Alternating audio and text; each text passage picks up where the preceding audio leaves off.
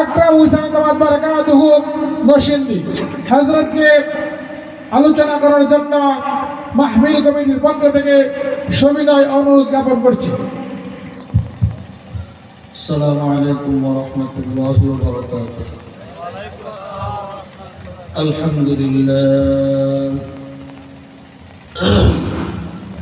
আলহামদুলিল্লাহ নাহমাদুহু ওয়া নাস্তাঈনুহু ওয়া নাস্তাগফিরুহ ওয়া নাউযু বিল্লাহি মিন শুরুরি আনফুসিনা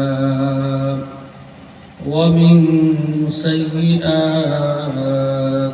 আ'মালিনা। من يهده الله فلا مضل له ومن يضلله فلا هادي له ونشهد أن لا إله إلا الله وحده لا شريك له ونشهد أن محمدًا عبده ورسوله. أما بعد فأعوذ بالله من الشيطان الرجيم. بسم الله الرحمن الرحيم. يا أيها الذين آمنوا صلوا عليه وسلموا تسليما. সকলে দুরূদ শরীফ পড়ি। اللهم صل على سيدنا ونبينا وشفيعنا وحبيبنا ومولانا محمد صلى الله عليه وعلى آله وأصحابه وبارك وسلم. বাইরের সাউন্ড কমাইয়া ভিতরের সাউন্ড বাড়াও। বাইরের সাউন্ড কমায় না, ভিতরের সাউন্ড বাড়ায়। এত রেট করে বাইরে এত সাউন্ড খেয়াল, ভিতরের সাউন্ড ঠিক করে দেন, আমরা যে বাধা করে শুনি। বাদাম বলা ভাই, এটা বাদাম গাছের জায়গা না।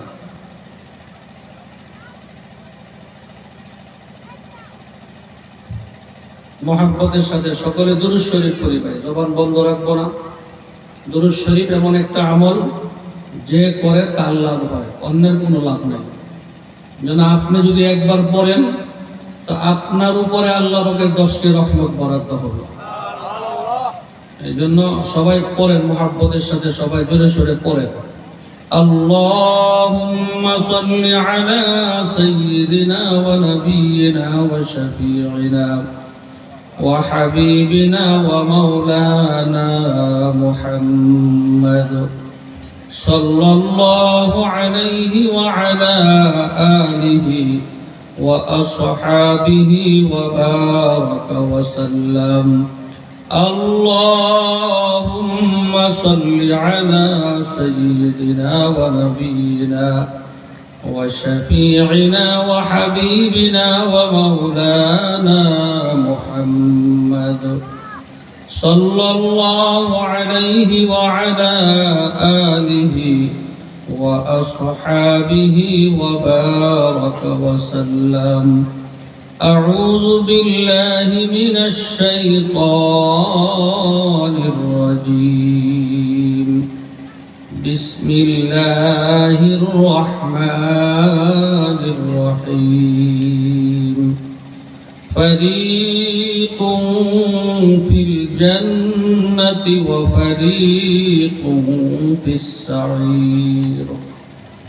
وقال تعالى وأما من خفت موازينه فأمه هاوية وما أدراك ما هي نار حامية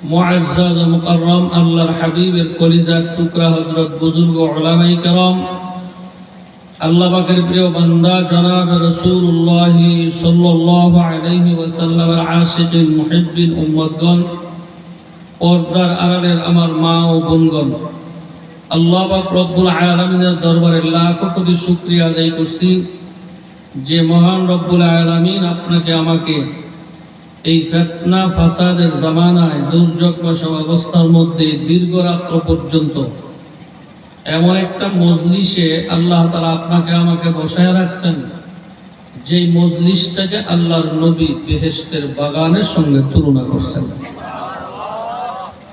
যে মজলিসে বসলে আল্লাহ বান্দার গুনাহগুলি মাফ করে দেন, যেই মজলিসে বসলে বান্দার সঙ্গে আল্লাহর সঙ্গে একটা ভালো সম্পর্ক স্থাপন হয়ে যায়, এমন এক দামি মুবারক মজলিসে, উলামায়ে কেরামদের মজলিসে, যাকিরিন শাকিরিনদের মজলিসে আল্লাহ পাক রব্বুল আলামিন আপনাকে আমাকে হাজির হওয়ার তৌফিক দান করলেন। এতে আমরা সবাই খুশি না বেজার? যারা খুশি হতে পারলাম তারা আরেকবার শুকরিয়া আদায় করি, সকলে বলি আলহামদুলিল্লাহ। মাগরিবের পর থেকে নিয়ে এই পর্যন্ত মুআজ্জাজ হযরত বুজুর্গ উলামায়ে কেরাম আপনাদের সামনে কোরআন এবং হাদিস থেকে অত্যন্ত মহামূল্যবান নসিহত পেশ করছেন। আল্লাহ পাক রব্বুল আলামিনের ফজল ও করমে আমি আপনাদের সামনে পবিত্র কালামে পাক থেকে কয়েকটি আয়াতে কারিমা তেলাওয়াত করছি। আল্লাহর হাবিবের অসংখ্য বাণী হাদিস থেকে মাত্র দুইখানা হাদিস আপনাদের সামনে তেলাওয়াত করছি। অতি অল্প সময়, সংক্ষিপ্ত সময় দ্বীনি কিছু নসিহত। আমি আর আপনি সকলে দিলে দিলে মাওলার কাছে দোয়া করি, মাওলা হে, বলনেওয়ালা যা বলবেন এবং আমরা যা শুনবো আল্লাহ তাআলা যেন আমাদের উভয়কে আমল করার তৌফিক দান করেন। আমল से जिंदगी बनती है, जन्नत भी जहन्नम भी, ए खाक अपने फितरत में है, ना नारी है ना नूरी। আমলের দ্বারা হবে মানুষের জীবনের সফলতা, কামিয়াবি। দুনিয়ার জমিনের উপরে যাদের আমল ভালো তারা দুনিয়াতেও সম্মানী, আখিরাতেও সম্মানী। কি বলেন, কথা ঠিক না? আপনারা কি আমাকে দেখেন সবাই? শীত খুব বেশি লাগতেছে, কথাবার্তা তো সবাই কইতেছেন, দুই একজনে কইতেছেন, আর বাকিরা এদের মুখের মধ্যে ঠাসাটা কাপড়টা ঘুরে বইছেন, ওর না নাক মানে এটাও বুঝতাম পারতেছে না। এই যে আমরা জমিনের উপরে চলতেছি জন্মের পর থেকে এই পর্যন্ত, এখন থেকে নিয়ে মওত পর্যন্ত, হয়তো কারো 20 বছর, কারো 40 বছর, কারো 50 বছর, কারো 80 বছর, কারো 100 বছর, এর বেশি তো না। এই মাত্র এই সময়টুকু জমিনের উপরে যে যত ভালো চলে, জমিনের নিচে গেলেও ফেরেশতারা তার সাথে ভালো ব্যবহার করবে। আর জমিনের উপরে যে ভালো চলে না, কবরে গেলেও জমিনের নিচে গেলেও ফেরেশতারা তার সাথে ভালো ব্যবহার করবে না। মনে থাকবো আপনাদের? মনে থাকবো? হায়াতের জীবনের জন্য এই দুইটা কথাই আপনার আমার জন্য যথেষ্ট। জমিনের উপরে যে যত ভালো করবেন, যে যত ভালো করবেন, জমিনের নিচে গেলে ভালো পাইবেন। আর জমিনের উপরে যে যত মন্দ করবেন, যে যত খারাপ করবেন, জমিনের নিচে গেলে আপনার সাথে এরকম খারাপ আচরণ করা হবে। এইটাই চিরন্ত সত্য কথা। এখন আমি আপনাদের কাছে জানতে চাই, জমিনের উপরে ভালো কিছু করার ইচ্ছা কি আপনার আমার আছে? একটু বুঝে শুনে কোন, চিন্তা ভাবনা করে কোন, কিছু ভালো কিছু জমিনের উপরে আপনার আমার হায়াতের জীবনে করার ইচ্ছা আছে সবার? কার কার আছে একটু আল্লাহু আকবার বলে হাত উঠান তো। দেখেন কারা করে নেই, এই মানুষটাকে চিহ্নিত করতে হইব। উঠছে সবার হাত? আল্লাহ কবুল করেন, আমিন বলেন। আরো জোরে বলেন আমিন। জমিনের উপরে ভালো কাজ করার ইচ্ছা আমারও আছে, আপনাদেরও আছে। মাইকের আওয়াজ যতটুক যায় অনেক মা বোনেরা জাগ্রত থাকলে তাদেরও আছে, কি আছে না?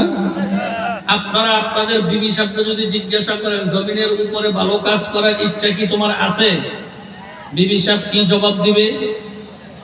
কথা বলবে নাকি? আবার সবাই বলেন কি বলবে? যুবকরা গান করতো বই নেই, আমরা জিগা মুখে পাই, অপেক্ষা করো বউ হবে, চিন্তা করো। তবে আল্লাহর কাছে এই দোয়াটা করব, যারা বিবাহ হয় নাই, হাদিসের মধ্যে আছে রাসূল বলেন ওই পুরুষ জমিনের উপরে সবচেয়ে সুখী যেই পুরুষের পরিবার পাইয়া সে সুখী। যেই পুরুষ তার পরিবারে অশান্তি, তার মতো অশান্তি পৃথিবীতে আর কেউ নেই। এই জন্য আল্লাহর কাছে দোয়া করো যারা বিবাহ করে নাই, যে আল্লাহ তুমি আমাকে একটা সুখী পরিবার দান করো, সুখী বিবি দান করো, যা দিয়ে আমি সুখী হইতে পারি। আল্লাহ আমার যুবক ভাইদেরকে কবুল করেন, আমিন বলেন। আরো জোরে বলেন আমিন। রাত্র অনেক হয়েছে, প্রায় 11টা সুই সুই। আমিও আপনাদের সামনে লম্বা করব না, কারণ আমাদের মাথার উপরে আরেকটা ভালো কাজ আছে, সেটা হলো ফজরের নামাজ। এই কথা ঠিক না? যদি কারো হায়াতের জীবন 60 বছর পায়, আর 60 বছর যদি দিনে রাত্রে বয়ান শোনে, কি কিছু নেকি হবে না? কথা বলে একবার রাগ করছেন আমার লগে? কিছু নেকি হবে?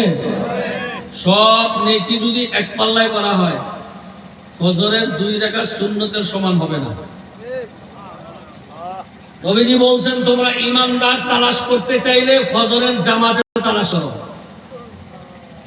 কারণ মুনাফিকরাও নামাজ পড়তো, আরবের জমানায়, নবীর জমানায় মুনাফিকরাও নামাজ পড়তো, কিন্তু ফজরে আর এশা তাদেরকে পাওয়া যাইত না। নবীজি বলছেন মুনাফিক ব্যতীত কোন মুমিন ফজর আর এশার জামাত ছাড়া পড়তে পারে না। যারা জামাত ছাড়া পড়ে এদের তালাশ করে দেখবা অধিকাংশের মধ্যে মুনাফিকই আছে। ফজরের নামাজ জামাতে আদায় করার পর সংক্ষিপ্ত তাসবিহাত করতে করতেই বেলা ওঠা শুরু হয়। কি কথা ঠিক না? একটু জোরে কথা কইেন, রাত্র বেশি হয়েছে। আমি তো এখনো রাত্রের খাবারও খাইনি। মাদ্রাসায় মাগরিবের পরেও বাচ্চারা পরে, এদেরকে দেখাশোনা করতে হয়।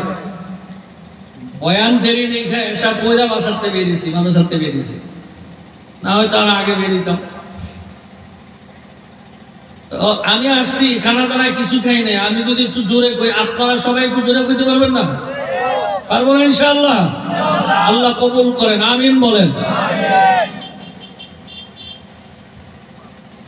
জমিনের উপরে আমাদের ভালো কাজ করতে হবে। ফজরের নামাজের জামাতের পরে সংক্ষিপ্ত সময় কিছু তাসবিহাত আমরা যারা ফজর পড়ি, কি পড়ি না আমরা?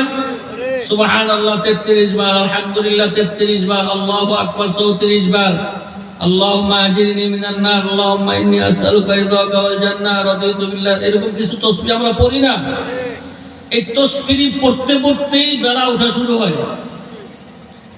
সারা রাত্র যেই ফেরেশতাগুলো জমিনের মধ্যে পাহারা দিছে,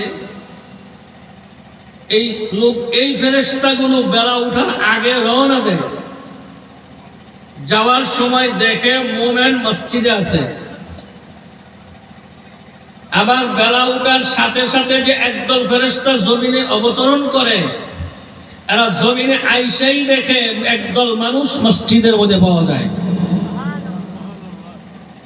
এই 2 দল ফেরেশতা কিয়ামতের ময়দানে কোন গুনার কারণে যদি আটকাও যায়, এই ফেরেশতারা আল্লাহর কাছে সাক্ষী দিবে, আল্লাহ আমরা সাক্ষী, তাকে যাওয়ার সময়ও মসজিদে পাইছি, আসার সময়ও মসজিদে পাইছি। আল্লাহু আকবার। নাজাতের জন্য এটা একটা কারণ হয়ে দাঁড়ায়। আর যারা ফজরের নামাজ জামাতে পড়ে, সে যত কালো হোক, যত ঠোঁট গাল ভাঙ্গা থাকুক, আর যত বুড়া থাকুক, আর যত অসুস্থ থাকুক, আস্তে আস্তে আল্লাহ তাআলা তার চেহারার মধ্যে একটা নূর ঢেলে দিবেন। যারা ফজরের নামাজ জামাতে পড়ে না, এদের চেহারার মধ্যে নামাজের নূর পাওয়া যায় না। আমি ইনশাআল্লাহ চেষ্টা করতেছি দীর্ঘ লং টাইম পর্যন্ত জামাতে নামাজ, ফজরের নামাজ আদায় করা।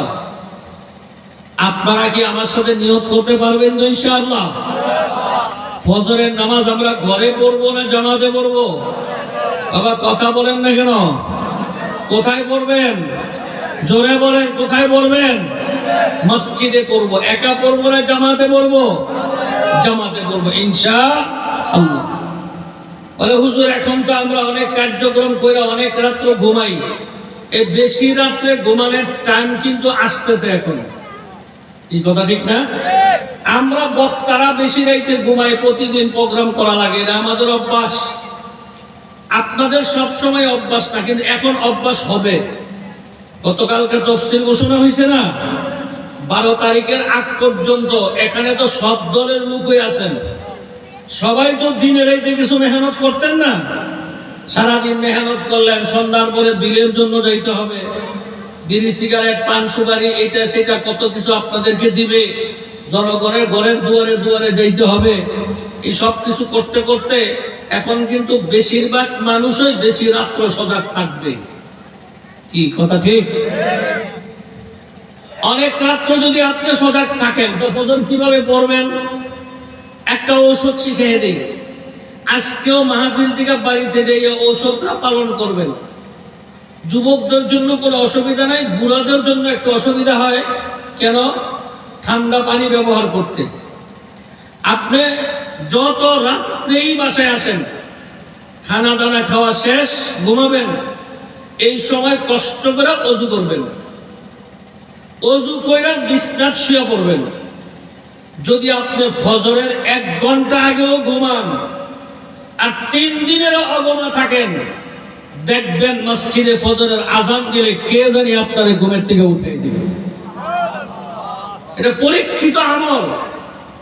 আমরা পরীক্ষা, আমরা বক্তারা যত রাত্রে ঘুমাই এত রাত্রে আর কেউ ঘুমায় না।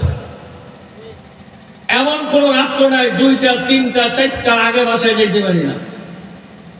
এরপরেও তো আলহামদুলিল্লাহ, আল্লাহ পাকে শুকর, একদিনও ফজরের নামাজের জামাত কাজা হয় না। আপনারা পারেন না কেন? আপনারা ওযু করে শুয়েন, তাহলে উঠতে পারবেন। মুরব্বীরা, এখন আধুনিক যুগ, ঘরের ভিতরে গরম পানি করার মতো বহুত ব্যবস্থা অনেকের বাড়িতে আছে। একটু গরম পানি না হলেও ওযুটা করে শুইবেন। শুনেন, এই ওযু করে যদি আপনি শুয়ে পড়েন, ফজরের আগে যদি আপনার মৃত্যু হয়, আল্লাহর কসম, আল্লাহর কসম, আল্লাহর কসম, আল্লাহ আপনাকে শহীদের মৃত্যু দান করবেন। করবো তো ইনশাআল্লাহ ভাই, করবো তো ইনশাআল্লাহ। এটা একটা ভালো কাজ। আল্লাহ আমাদেরকে ভালো কাজটা বেশি বেশি করে করার তৌফিক দান করেন। সকলে জোরে বলেন আল্লাহুম্মা আমিন। আর একটু আওয়াজ দিয়ে বলেন আল্লাহুম্মা আমিন। প্রিয় হাজিরিন, জমিনের উপরে আমরা কি করব? ভালো কাজ। কি করব? কথা বলে না ভাই, ঘুমাই যাচ্ছেন। যুবকরা একটু জোরে কথা বলতে হবে। আমরা জমিনের উপরে যদি ভালো কাজ করি, তাহলে জমিনের নিচে গেলেও ভালো ব্যবহার পাবো। তাহলে আমরা জমিনের উপরে ভালো কাজ করার ইচ্ছা আছে বিধায় আমরা হাত উঠাইছি। কি কথা ঠিক না? এবার আসেন যে একটু ভালো কাজের ব্যাখ্যা করি। কি কি ভালো কাজ? তামাম দুনিয়াতে আল্লাহ যত নবী পাঠাইছেন, এরা কি ভালো মানুষ না খারাপ মানুষ? কথা বলেন সবাই, ভালো মানুষ না খারাপ মানুষ? নবীদের পরে সাহাবায়ে কেরামরা ভালো মানুষ না খারাপ মানুষ? সাহাবায়ে কেরামের পরে তাবিঈন, তাবে তাবিঈন, আশারে মুবাশশিরিন, উম্মাহাতুল মুমিনিন, আইম্মায়ে কেরাম, উলামায়ে কেরাম, এই সব বুজুর্গানে দিন দুনিয়াতে যারা আসছে, সবাইকে ভালো না খারাপ? একটু সবাই বলেন, এই দিক দিয়ে আওয়াজ হয় না, এই দিক দিয়ে আওয়াজ হয় না। সবাই মুখ খুলে বলেন, ভালো না খারাপ? ভালো। কিয়ামত পর্যন্ত আল্লাহ যত ভালো মানুষ পাঠাবেন, দুনিয়ার সৃষ্টির থেকে এই পর্যন্ত যত ভালো মানুষ পাঠাইছেন, কিয়ামত পর্যন্ত যত ভালো মানুষ দুনিয়াতে পাঠাবেন, এই সব ভালো মানুষের মধ্যে 1 নম্বরের ভালো মানুষটা কে জানেন? হ্যাঁ, জানেন না? এই তো আমাদের মুশকিল। 1 নম্বরের ভালো মানুষটা যিনি, তিনার নাম জনাবে মুহাম্মদুর রাসূলুল্লাহ সাল্লাল্লাহু আলাইহি ওয়াসাল্লাম। আপনাদের ধারণা কি সঠিক? সবাই কথা বলে না, কি ঠিক কথাটা কইলাম না ঠিক কইলাম? আল্লাহ কোন নবীকে নবুয়তি দিয়েছেন, নবী বানাইছেন, রাসূল বানায় নাই। আবার কাউকে নবী বানাইছেন, নবী বানান নাই, রাসূল বানাইছেন। আবার কাউকে নবীও বানাইছেন, রাসূলও বানাইছেন। সুবহানাল্লাহ বলেন। তো নবী আর রাসূলের মধ্যে পার্থক্য কি? নবীর কাজ হইল শুধু মানুষকে দাওয়াত দেওয়া, আগের নবী যা করছে তাই করা, আর মানুষকে আল্লাহর পথে ডাকা।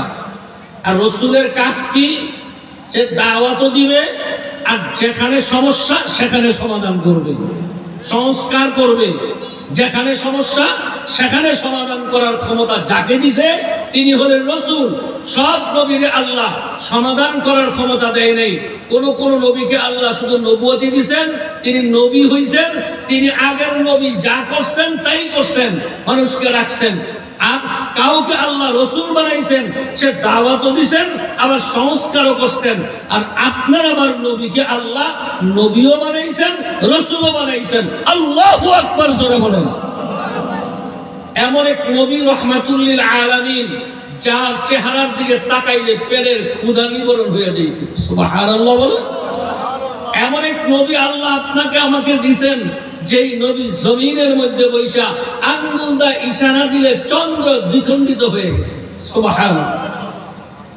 আবু জাহেল একদিন হাতের মুঠের মধ্যে কতগুলো একেবারে বিসি, খালি বিসি, খেজুর নাই, খেজুরের সব খেয়ে ফেলাইছে, শুধু খালি বিসি আইনা মুঠের মধ্যে ধরছে। কয়, মুহাম্মদ বলেন সবাই সাল্লাল্লাহু আলাইহি ওয়াসাল্লাম, আমার হাতের মধ্যে খেজুরের বিচি আছে, তুমি যদি নবী হও তো এই বিচির থেকে তুমি গাছ বানাইয়া খেজুর বানাইয়া দেখাইতে পারবা? সুবহানাল্লাহ বলবেন না? নবীজি বলছেন, হ্যাঁ দেন আমার কাছে।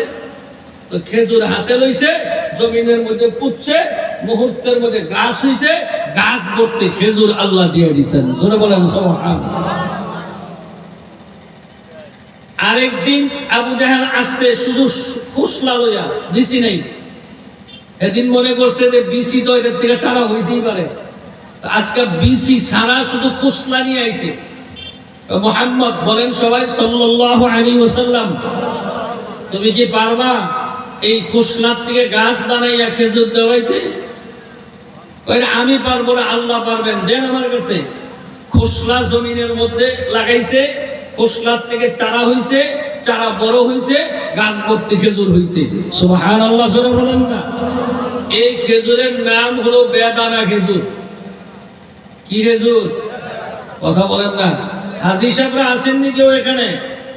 ওমরা করছেন, হজে গেছেন, সৌদি আরবে ছিলেন, আসেন কেউ? আচ্ছা আচ্ছা, দেখছেন নি বেদানা খেজুর পাওয়া গেছে? পাইছেন নি? মক্কা এবং মদিনার মার্কেটে বেদানা খেজুর পাওয়া যায়। এই খেজুর অনেক দামি। আরেকদিন আপনার আমার নবীকে একেবারে খেজুর বিসি আগুন্দা পুইরা আংরা বানাইয়া নবীজির কাছে নিয়ে আসছে। আজকে পুইরা আনছি, আজকে তো আর বিসি হওয়ার কোনো মতো ব্যবস্থা নাই, কারণ চামড়াও পোড়া, বিসিও পোড়া। এই পোড়া খেজুর দিছে নবীজির কাছে, এটার থেকে গাছ উঠাইয়া দেখাইতে পারলে আমি কালিমা পড়ব। সুবহানাল্লাহ বলেন। পয়গম্বর এই পোড়া খেজুরটা জমিনে লাগাইছে, আল্লাহর মেহেরবানি, পোড়া খেজুর থেকে চারা হইছে, গাছ হইছে, এর থেকে ফল হইছে। এমন ফল আল্লাহ দিছে যে ফলের নাম হলো পোড়া খেজুর, আজওয়া খেজুর। জোরে বলেন সুবহানাল্লাহ। যে আজওয়া খেজুর যদি অরিজিনালটা পায় কেউ, আর কোন বিষাক্ত সাপেও যদি কামড় দেয়, একটা খেজুর খাওয়াইয়া দিতে পারলে সাথে সাথে সাপের বিষপানি হয়ে যায়।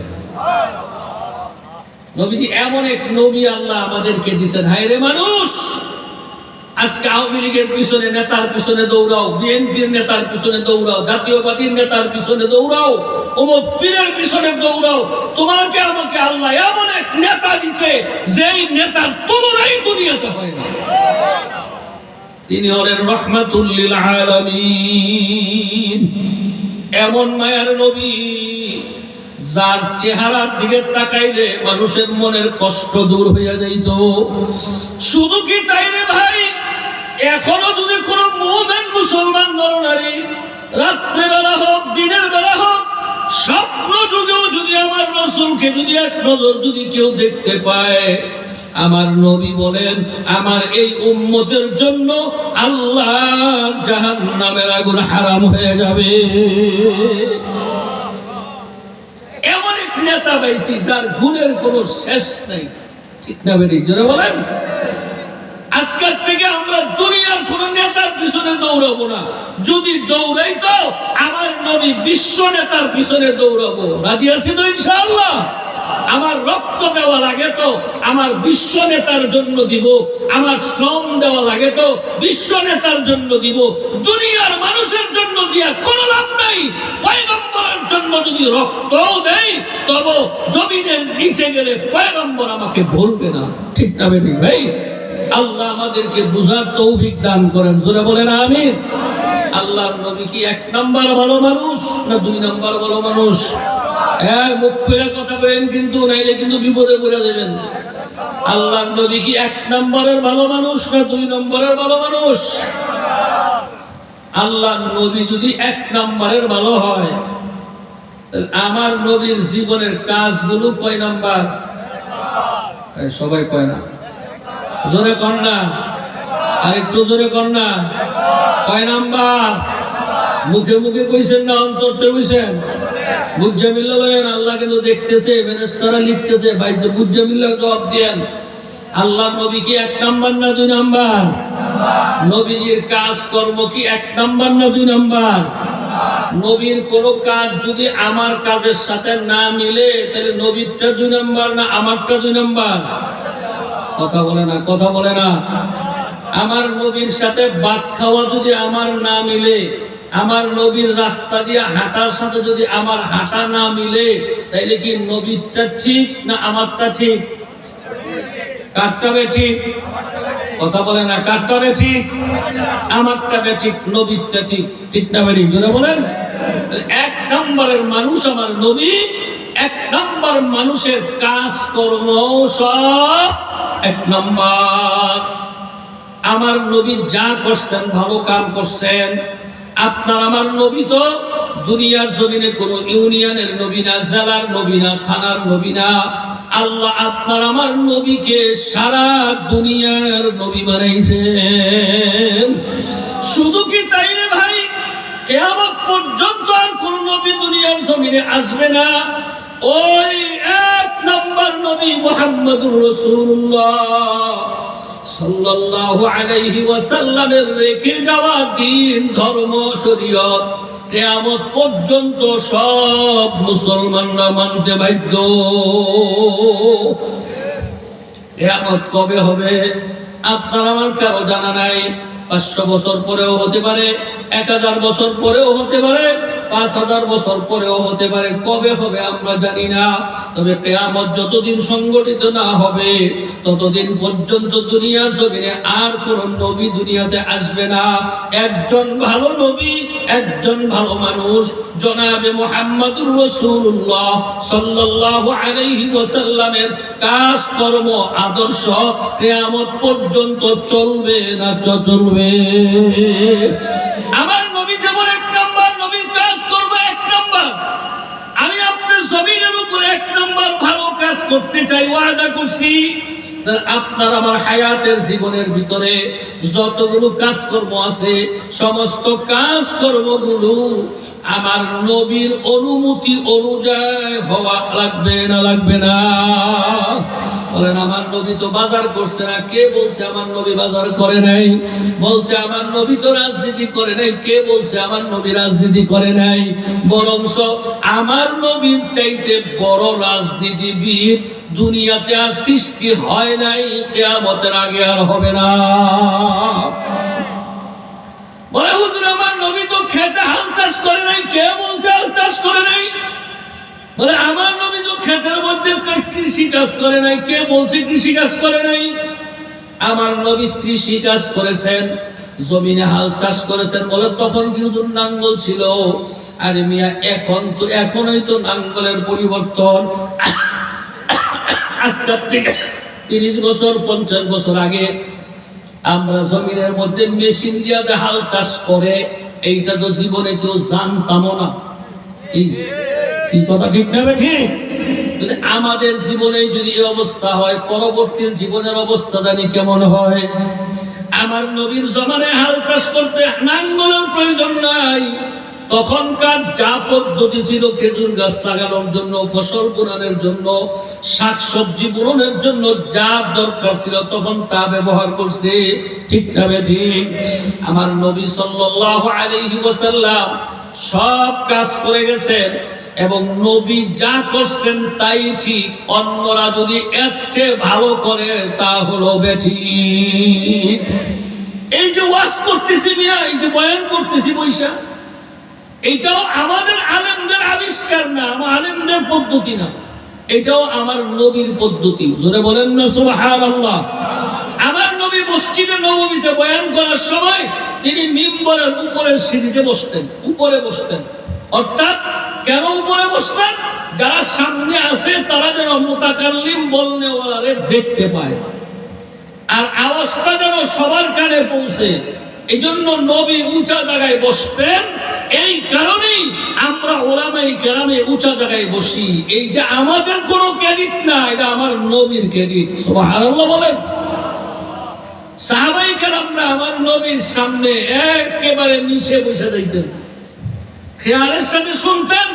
এই জন্য আপনারাও এইভাবে বসেন। এইটা আমাদের কোনো কিছু না, এটা আমার নবীর শিক্ষা দেওয়া পদ্ধতি। ঠিক না বেরিয়ে জোরে বলেন। নবীন জামানার আওয়াজ ফেরেশতারা শেষ পর্যন্ত পৌঁছেছে। 1.25 লক্ষ সাহাবীদের সামনে আমার নবী বিদায় হজের ভাষণ দিছে। 1.25 লক্ষ। কয় লক্ষ? ঘুমাইতেছে কয় লক্ষ? 1.25 লক্ষ সাহাবীর মধ্যে দাঁড়াইয়া নবীজি যেই জায়গায় দাঁড়াইয়া ভাষণ দিছে সেই জায়গাটা এখনো আছে। আল্লাহু আকবার। এখনো আছে। আজি সাবরাতে এই জায়গায় গিয়ে কি কান্দে এখনো আছে। নবীজি দাঁড়ায় ভাষণ দিয়েছেন, মুখ দিয়া, মাইকা ছিল না, সাউন্ড বক্স ছিল না, হরেন ছিল না, কিন্তু পয়গম্বরের আওয়াজ আল্লাহ তাআলা সমস্ত সাহাবীদের কানে সমানভাবে পৌঁছাইয়া দিয়েছে। এখন তো আমরা দুর্বল, আমরা বক্তারা দুর্বল। ঠিক না বেরি জোরে বলেন। দুর্বল। আমরা যদি 1000 মানুষ মারে থাকে আর 1500 মানুষ মারে থাকতো এই কথাগুলো শুনতো না। কি কথা ঠিক না? জন্য আমরা দুর্বল দেখা ওই যে দুর্বল বেড়ালে যেমন লাঠি দিয়ে ফেলা দেওয়ার লাগে, একলা হাঁটতে পারে না, লগে একটা সঙ্গী কি লাগে? কথা কানা কি লাগে? লাঠি লাগে।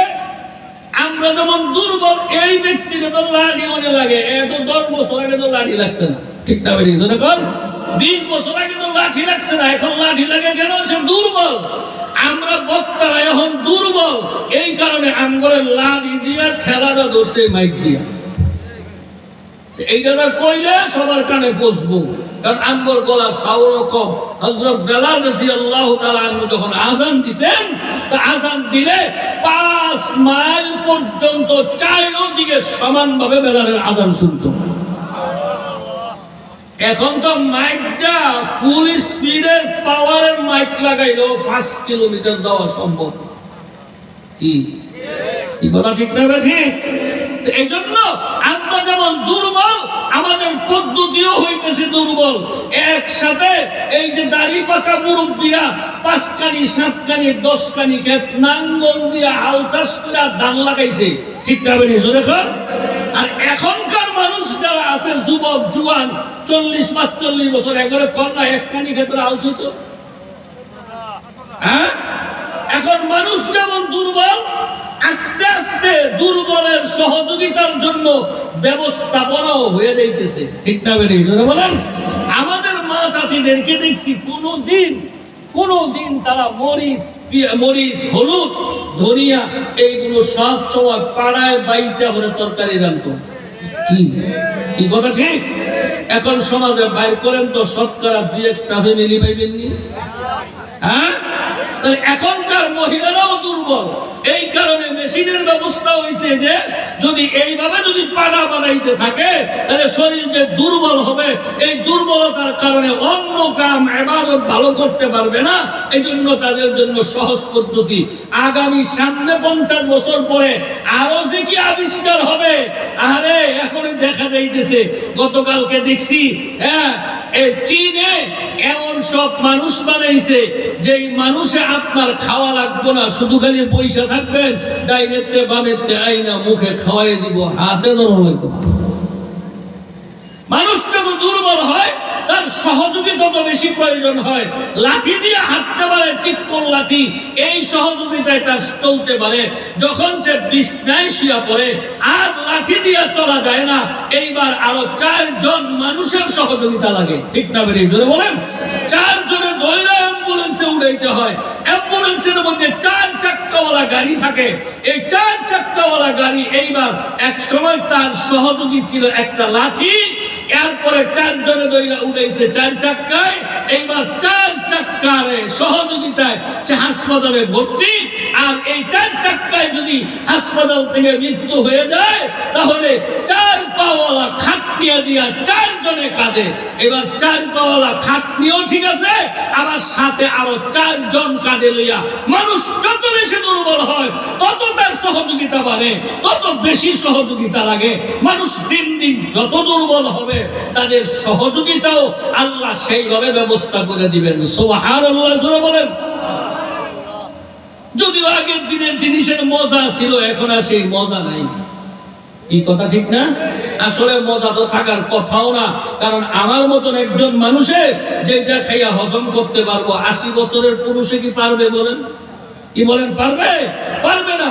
জন্য মানুষ যত দুর্বল হবে ততই মানুষ সহযোগী রাখবে।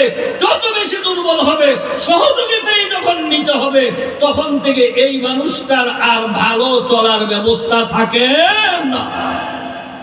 এই জন্য ভাইও, আমাদের যত সুন্দর আবিষ্কার করেন না কেন সব দুর্বল, সব 2 নাম্বার। আমার রাসূল যা বলে গেছে, যা করে গেছে তা হলো 1 নাম্বার। কথা ঠিক না বেঠিক? আমার নবীর কাজগুলি যদি জমিনের উপরে করে, বুড়া বাবা, কোন চাপাবাজিতে কাম হবে না, আলেমে কাম হবে না, মুফতি মুহাদ্দিসে কাম হবে না, বাবা পীরের মুরিদে কাম হবে না, এমপি মন্ত্রীতে কাম হবে না, কোটি টাকা সৈয়দ বংশ, খান বংশ, ভূয়া বংশের পরিচয় কোনো কাজ হবে না। জমিনের উপরে যদি তুমি ভালো কাজ করো, জমিনের নিচে গেলে ফেরেশতারাও তোমার সাথে ভালো ব্যবহার করবে। এই জন্য আল্লাহ তাআলা তার কালামে পাকে আমাদেরকে শুনাইতেছেন, ফারিকুম ফিল জান্নাতি ওয়া ফারিকুম ফিস সাঈর।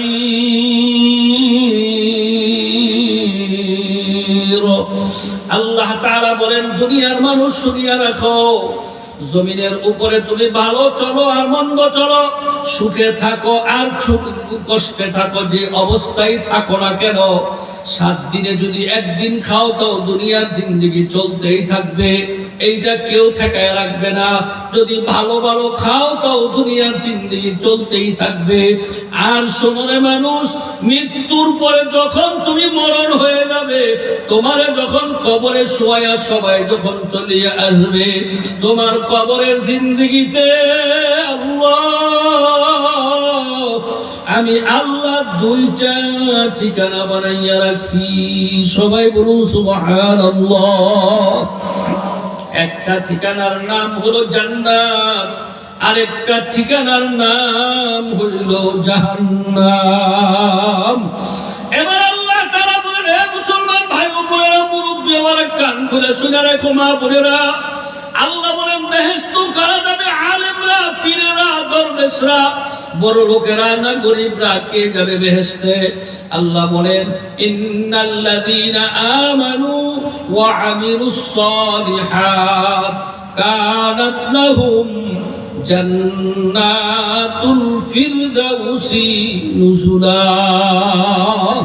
আল্লাহ বলেন যারা ঈমান আনবে, আল্লাহর উপরে পূর্ণ আস্থা এবং বিশ্বাস স্থাপন করবে, সব কিছু করার মালিক কে?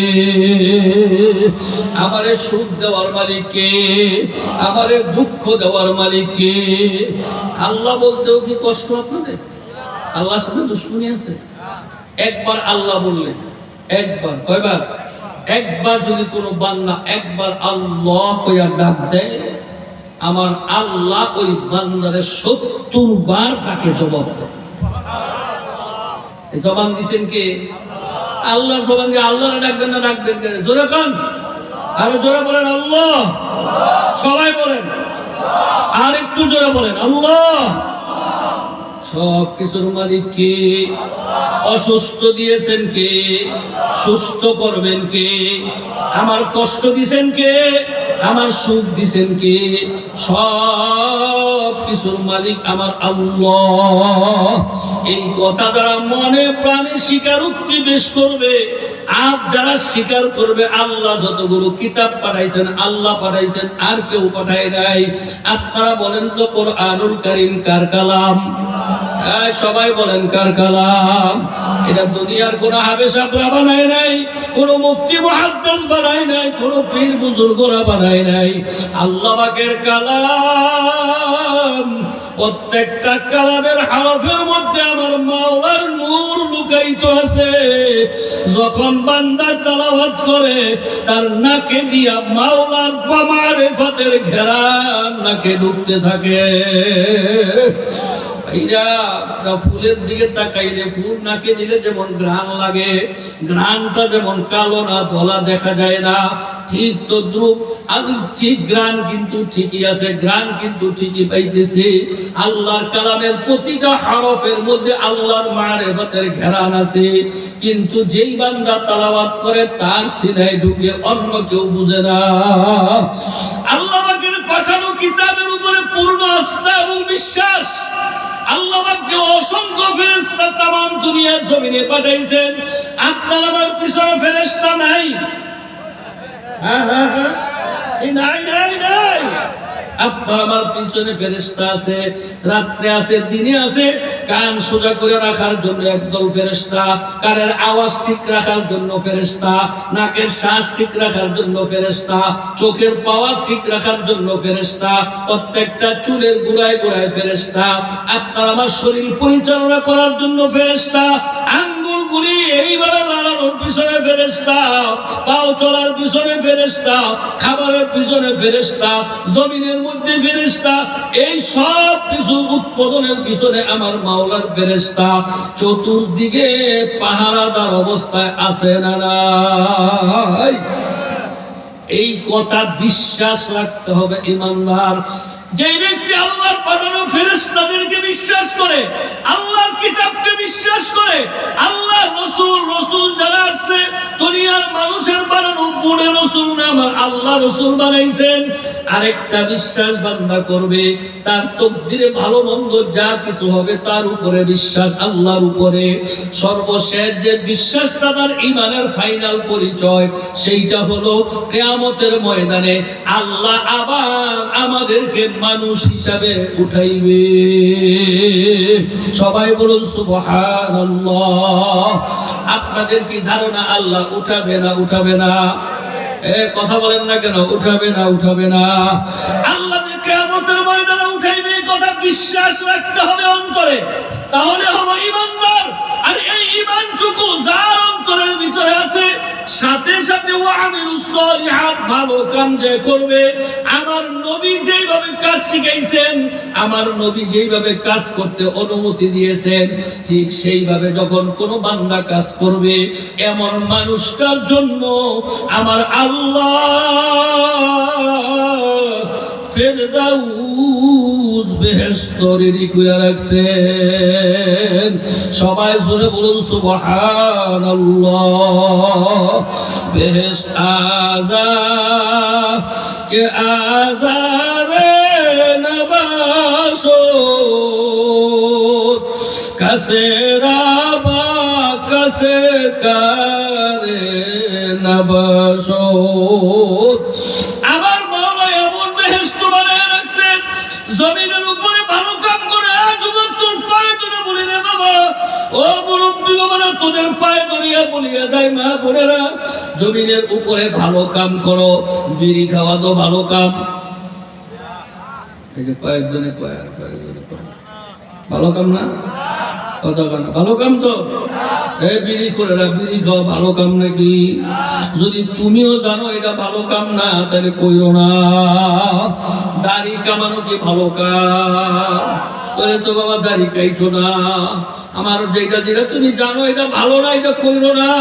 যেটা জানো এটা ভালো, আর এই কাজটা আলেমদের কাছে জানবা আমার নবীর অনুমতি আছে কিনা। যাই না ভালো কাজ তুমি করো, মাত্র 30 বছর, মাত্র 40 বছর, মাত্র 50 বছর বা 100 বছর কষ্ট করে ভালো কামটি করিয়া যাও। যদি এই অল্প সময় ভালো কাম করিয়া যাইতে পারো, কবরের জীবনে 40,000 বছর আরামে থাকবা। ফুলসিরাতে তুমি 30,000 বছর আরামে দৌড়ে চলতে থাকবা। আল্লাহু আকবার।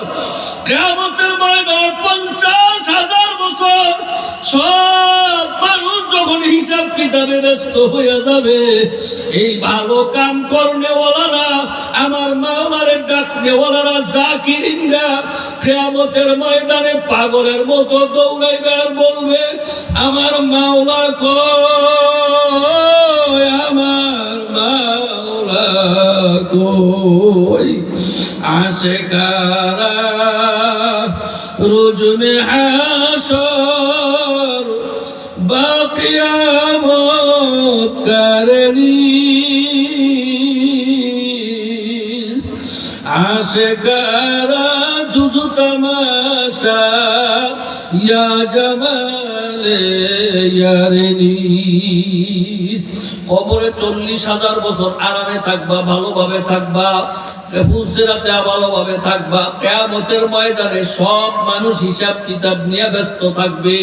দুনিয়ার জমিনে যারা ভালো কাম করবে, আল্লাহ তাদেরকে ডাইকে ডাইকে আরশের নিচে জায়গা করে দিবেন। সবাই বলুন সুবহানাল্লাহ।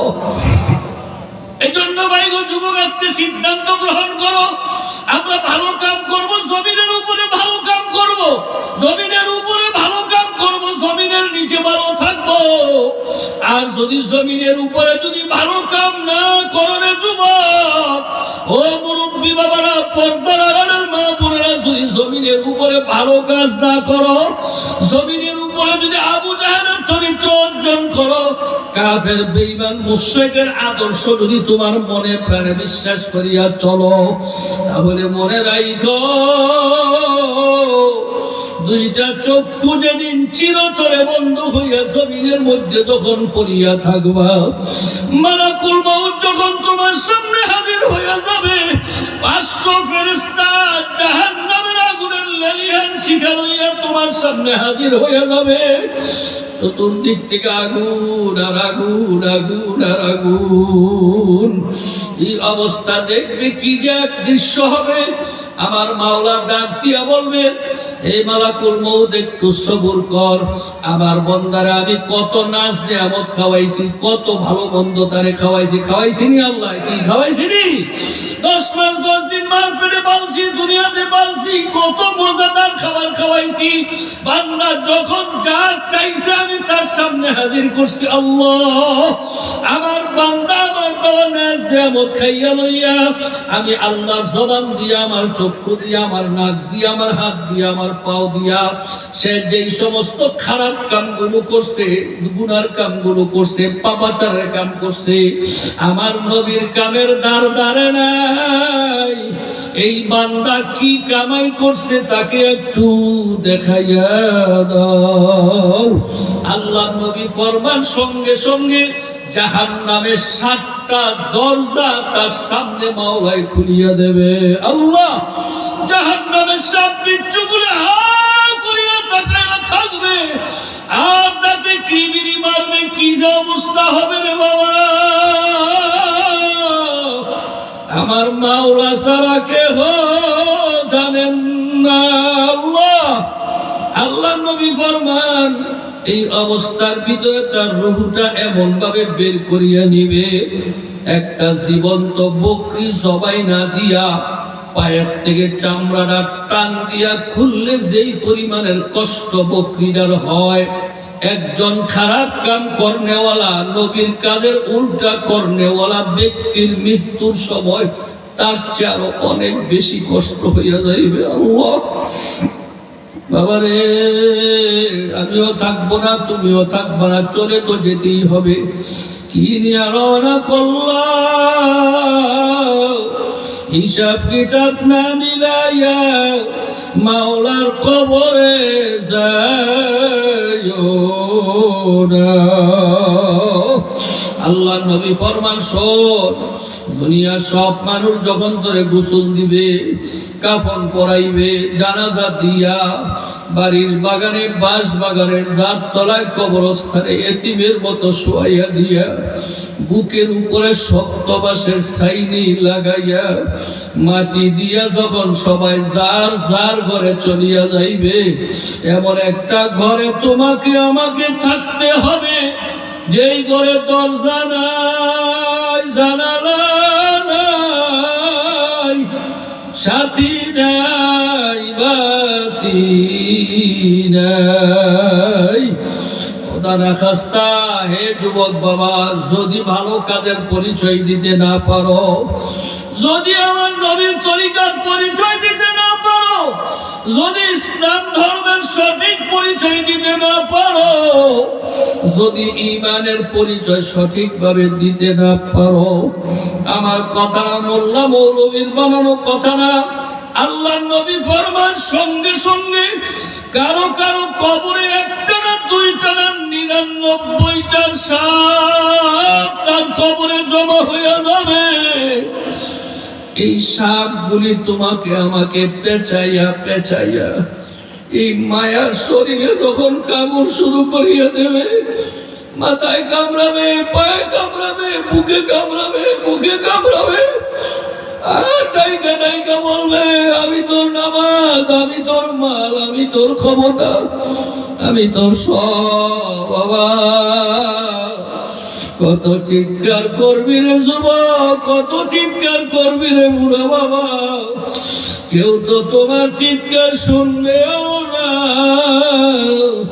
কেউ তোমাকে সাহায্য করবে না।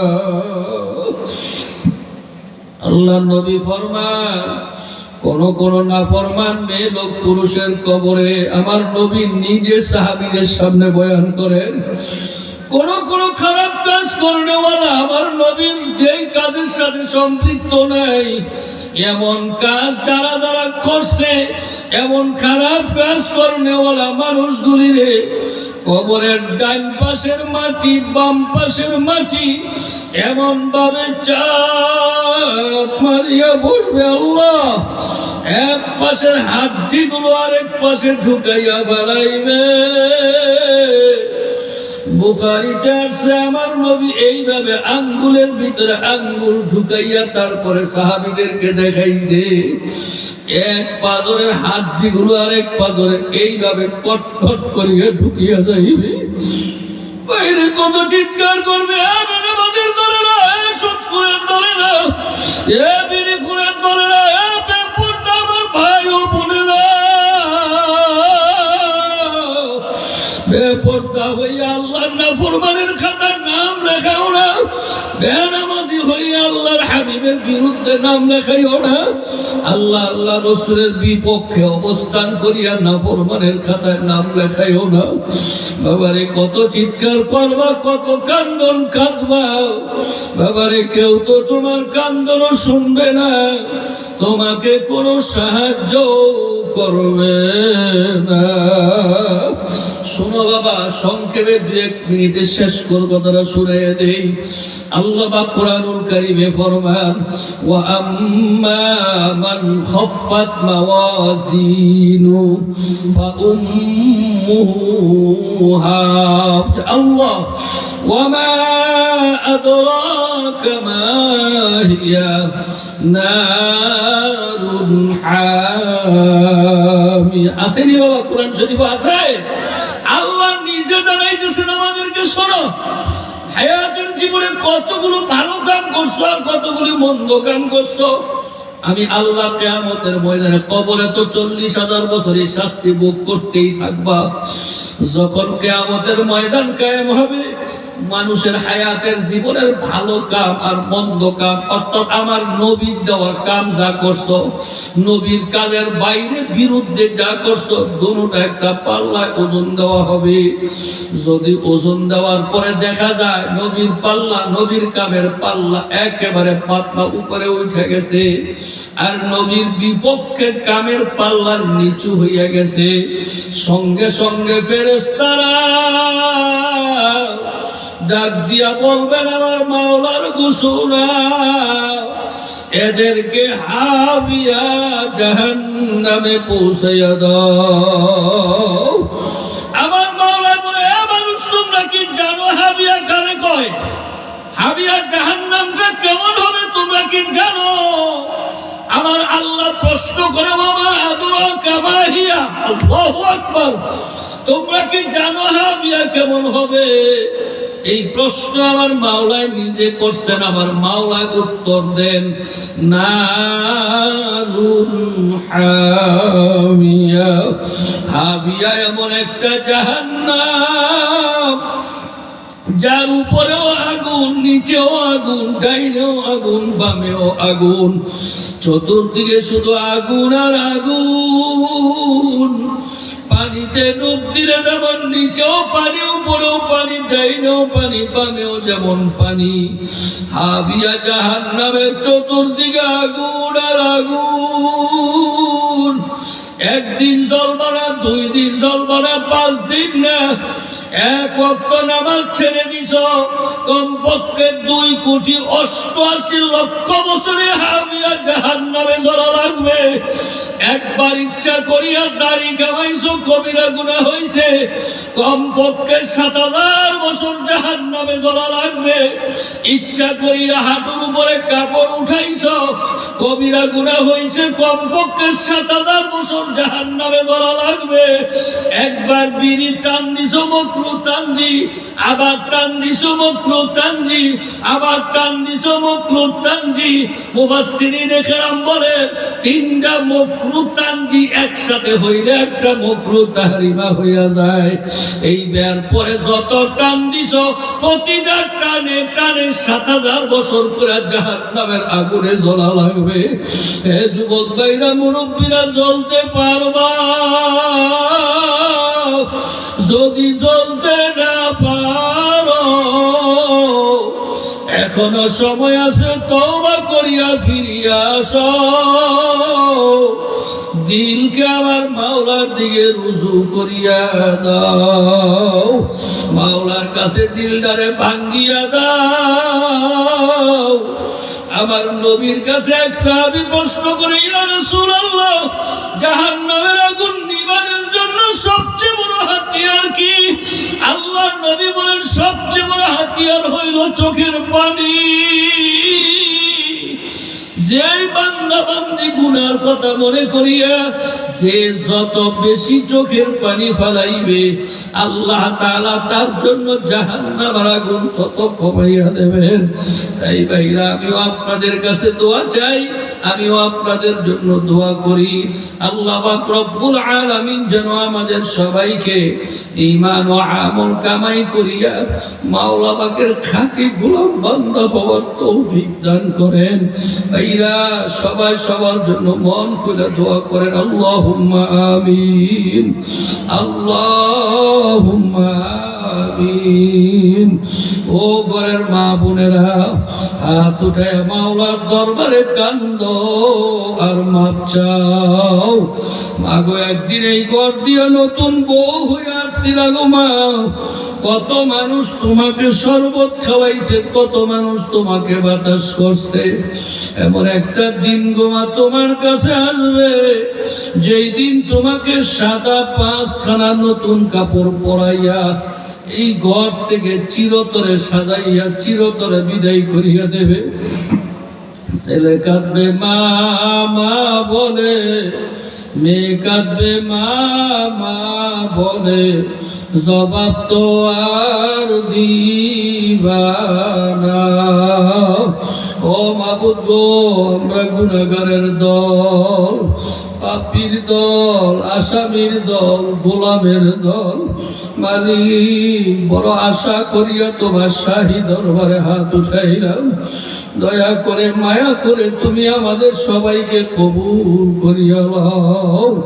ইয়া আল্লাহ, আপনি যখন আমাদের দুনিয়ার জমিনে পাঠাইছিলেন, আমাদের আমল নামায় কোনো গুনাহ ছিল না, কোনো পাপ ছিল না, কোনো অন্যায় ছিল না। মাওলা এখন তাকাইয়া দেখি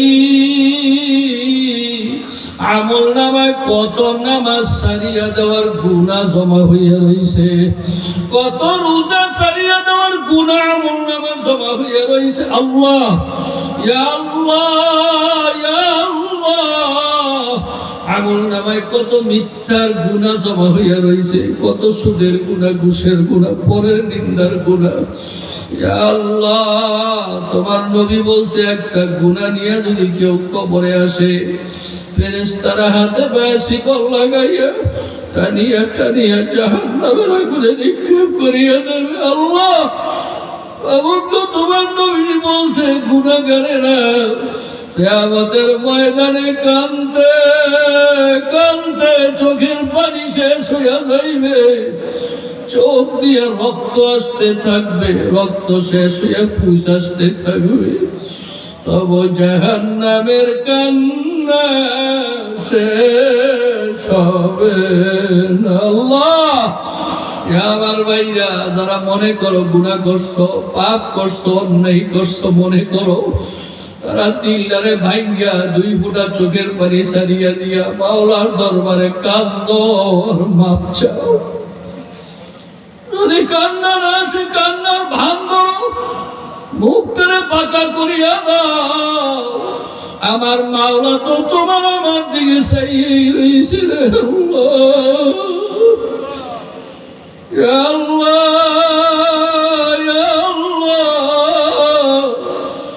গুনাহ করিয়া ফেলাইছি, ভুল করিয়া ফেলাইছি, অন্যায় করিয়া ফেলাইছি। আল্লাহ, ভিক্ষুকের মতো তোমার দরবারে হাত করেছি, মাফ করে দেন রে মাওলা, মাফ করে দেন। আপনি যদি মাফ না করেন, বান্দার উপায় নাই। আল্লাহ, আল্লাহ আপনি মাফ করে দেন। আল্লাহ, আল্লাহ আপনি মাফ করে দেন। আল্লাহ, আল্লাহ এক্ষুনি আমাদেরকে মাফ করে দেন। আল্লাহ, আল্লাহ যদি আমাদের গুনাহ কোনো মাপ না হয়, আর যদি রাত্রে মরিয়া যায়, কালকে এমন সময় ফেরেশতারা কবরে গুনার কারণে মায়ের শুরু করিয়ে দেবে। মাওলা, তুমি কেমনে চাইয়া চাইয়া দেখবো তোমার বন্দারে পারে। আপন হাতে বান্দা তুমি বানায়া কেমনে দিবা জাহান্নামে ফেলি। কেমনে দিবা জাহান্নামে ফেলিয়া সকলেরই দরজা হইতে আল্লাহ ফিরিয়া তোমারি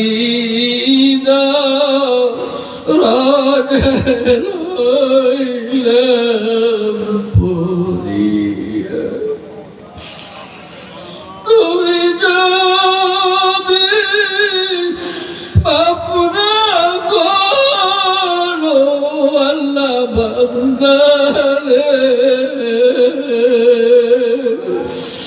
বলা তোমার বান্দার কি উপায় হবে? আল্লাহ আল্লাহ আপনি ময়দানের দিকে তাকায় দেখে কত বান্ধবের দিল ফেটে যাইতেছে, চোখটা পানি পড়তেছে, মুন্ডা পাকা করে বলাইছে। আল্লাহ আল্লাহ জানি এই মজলিসের ভিতরে কাকে তোমার কাছে পছন্দ লাগছে গো আল্লাহ, তার উসিলায় তুমি আমাদের সবাইকে মাফ করে দাও, আমাদের সবাইকে তুমি কবুল করিয়া নাও। আল্লাহ আমাদের হাত উঠাইলাম, জানি না আমাদের মধ্যে কার জানি মা নাই, কার জানি বাবা নাই। প্রতিদিন কত মানুষের চেহারা দেখি, আব্বার মতো এমন একটা চেহারা মিলাইতে পারি না। কত মানুষ কত মায়া করে ডাক দেয়, আব্বার মতো মার মতো এমন মায়ার ডাক তো আর কেউ দেয় না গো আল্লাহ। আল্লাহ বলতেছি যার মা যাদের বাবা আজকে অন্ধকার কবরে শুয়ে রয়েছে রে আল্লাহ, এই শীতের মধ্যে কত জামা গায়ে দেয় তারপরেও ঠান্ডা লাগে, আর মা বাবারে পাতলা কাপড় দিয়া ঠান্ডা পানিতে শুয়ে রাখছিল, কেমনি জানি শুয়ে রয়েছে জানি না আল্লাহ। আমরা তোমার দরবারে মা বাবার পক্ষ হইয়া তোমার কুদরতি পায়ে ধরিয়া বাপ চাইব আল্লাহ। আমাদের প্রত্যেকের মা বাবার কবরকে আপনি বেহেশতের বাগান বানাইয়া দেন। ইয়া আল্লাহ দাদা দাদি নানা নানি স্ত্রী পুত্র আত্মীয় স্বজন পরিবার পরিজন তামাম জমিনে দুনিয়ার জমিনে যে যেখানে কবরে শুয়ে আছে সবাইকে মাফ করে দেন আল্লাহ। ইয়া আল্লাহ ইয়া আল্লাহ আজকের মাহফিলকে আপনি হেদায়েতের জন্য কবুল করে নেন আল্লাহ। আল্লাহ আজকের মাহফিলকে আপনি হেদায়েতের জন্য কবুল করিয়া দেন আল্লাহ। আল্লাহ এই মাহফিলের খাতিরে পুরো এলাকার মধ্যে আপনি হেদায়েত আম করে দেন আল্লাহ।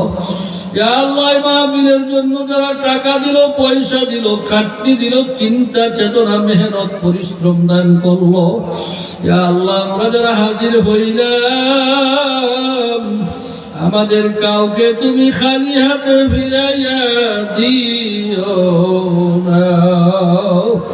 ইয়া আল্লাহ খাস করে আমার ভাই মাওলানা আব্দুল সত্তার সাহেব, ইয়া আল্লাহ মাদ্রাসার জন্য